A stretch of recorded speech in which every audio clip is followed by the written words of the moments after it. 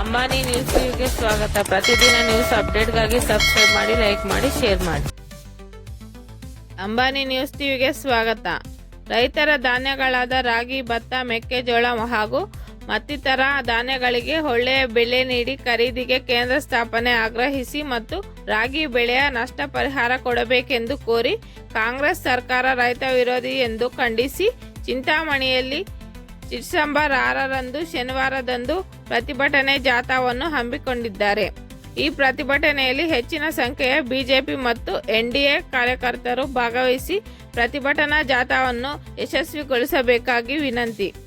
BJP ಪಕ್ಷದ ಮುಖಂಡ Devanahalli GN Venugopal ರವರು ವಿನಂತಿಸಿದ್ದಾರೆ. ಚಿಂತಾಮಣಿಯ ಬಿಜೆಪಿ ಕಚೇರಿಯಲ್ಲಿ ಹಮ್ಮಿಕೊಂಡಿದ್ದ ಪತ್ರಿಕಾಗೋಷ್ಠಿಯಲ್ಲಿ ಹೇಳಿದ್ದಾರೆ. ಬಿಜೆಪಿ ಮುಖಂಡ ದೇವನಹಳ್ಳಿ ಜಿಎನ್ ವೇಣುಗೋಪಾಲ್ ರವರು ಮಾತನಾಡಿ, ಕಾಂಗ್ರೆಸ್ ಸರ್ಕಾರ ರೈತರ ವಿರೋಧಿ ಸರ್ಕಾರವಾಗಿದ್ದು, ರೈತರು ಬೆಳೆದ ಧಾನ್ಯಗಳಾದ ಮೆಕ್ಕೆಜೋಳ, ಭತ್ತ, ರಾಗಿ ಹಾಗೂ ಮತ್ತಿತರ ಬೆಳೆಗಳನ್ನು ಉತ್ತಮ ಬೆಲೆ ಸಿಗದೆ ಸಂಕಷ್ಟದಲ್ಲಿದ್ದಾರೆ. ಇಂತಹ ಸಂದರ್ಭದಲ್ಲಿ ರೈತರ ಬೆಳೆಗಳಿಗೆ ಬೆಂಬಲ ನೀಡಿ ರೈತರಿಗೆ ಸಹಾಯ ಮಾಡಬೇಕಾದ ಸರ್ಕಾರ ಈಗ ರೈತರ ವಿರೋಧವಾಗಿ ನಡೆದುಕೊಳ್ಳುತ್ತಿದೆ. ಆದ್ದರಿಂದ ಚಿಂತಾಮಣಿಯಲ್ಲಿನ ಡಿಸೆಂಬರ್ 6ರಂದು ಶನಿವಾರ ಬೃಹತ್ ಜಾಥಾ ಪ್ರತಿಭಟನೆಯನ್ನು ನಡೆಸಬೇಕಾಗಿ ತೀರ್ಮಾನ ಮಾಡಿದ್ದಾರೆ. ಶನಿವಾರದಂದು ಆಜಾದ್ ಚೌಕದಿಂದ ಪ್ರತಿಭಟನೆ ಆರಂಭ ಮಾಡಿ ಚಿಂತಾಮಣಿಯ ಪ್ರಮುಖ ಬೀದಿಗಳಲ್ಲಿ ಸಾಗಿ ಹಾಗೂ ತಾಲೂಕು ಕಚೇರಿಗೆ ಮುತ್ತಿಗೆ ಹಾಕಿ ತಹಸೀಲ್ದಾರ್ ಅವರ ಕೈಗೆ ಮನವಿ ಪತ್ರ ಸಲ್ಲಿಸುತ್ತಾರೆ. ಕಾಂಗ್ರೆಸ್ ಸರ್ಕಾರ ಭ್ರಷ್ಟ ಸರ್ಕಾರ ಇವತ್ತು ಅನ್ನದಾತನ ಜೊತೆ ರೈತನ ಗೋಳಾಟ ಆಡಿಸಿ ರೈತರಿಗೆ ಕೊಡ್ತಾ ಇರೋ ಕಷ್ಟ ಎಲ್ಲ ರಾಜ್ಯದ ಜೊತೆ ಕೊಟ್ಟಿದೆ.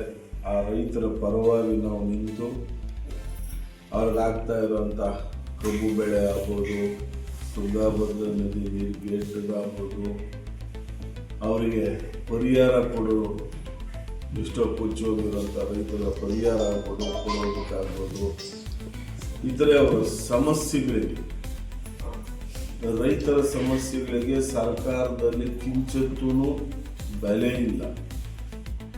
ಆದ್ದರಿಂದ ನಾವು ನಾಳೆ 10 ಗಂಟೆಗೆ ಆಜಾದ್ ಚೌಕದಿಂದ ಅನ್ನದಾತರ ಪರವಾಗಿ, ಈ ದೇಶದ ಬೆನ್ನೆಲುಬು ರೈತನ ಪರವಾಗಿ ನಾವು ಒಂದು ಜಾಥಾ ಮಾಡಿ ಒಂದು ತಹಸೀಲ್ದಾರ್ಗೆ ಮನವಿ ಸಲ್ಲಿಸೋದಕ್ಕೋಸ್ಕರ ನಮ್ಮ ರೈತರ ಜೊತೆ ನಮ್ಮ ಬಿಜೆಪಿ ಪಕ್ಷ ನಾವು ಇದನ್ನು ಹಮ್ಮಿಕೊಂಡಿದ್ದೀವಿ. ದಯವಿಟ್ಟು ಎನ್ಡಿಎ ಭಾಗದ ಎಲ್ಲ ಸದಸ್ಯರು ಇದರಲ್ಲಿ ಭಾಗವಹಿಸಬೇಕು ಅಂತ ಮನವಿ ಮಾಡ್ತಾ ಇದ್ದೀನಿ.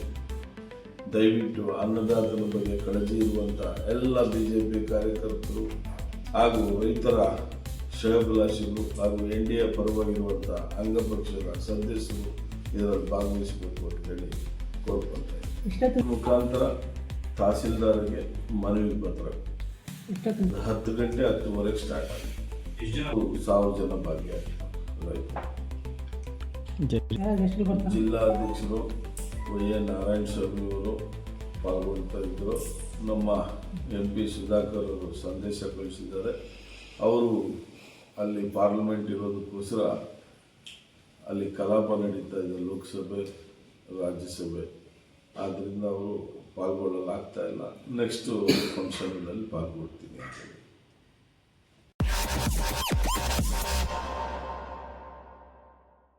Subscribe to my channel. Subscribe to my channel.